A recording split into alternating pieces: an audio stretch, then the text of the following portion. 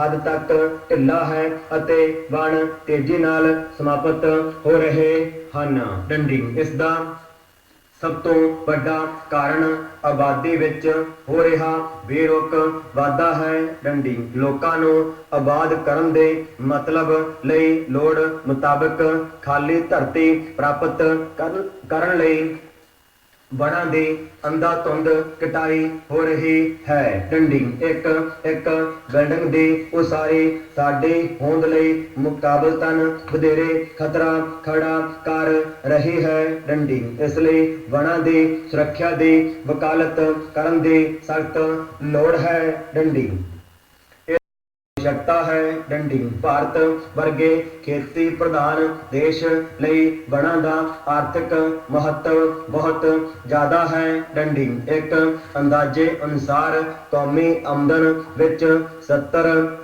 ਕਰੋੜ ਰੁਪਏ ਵਣ ਸੰਪत्ति ਦੇ ਹਨ। ਡੰਡੀ ਜੰਗਲ ਚਰਾਂਦਾ ਦਾ ਕੰਮ ਦਿੰਦੇ ਹਨ। ਡੰਡੀ ਦਰਖਤ ਹਵਾ ਨੂੰ ਸਾਫ਼ ਕਰਦੇ ਹਨ।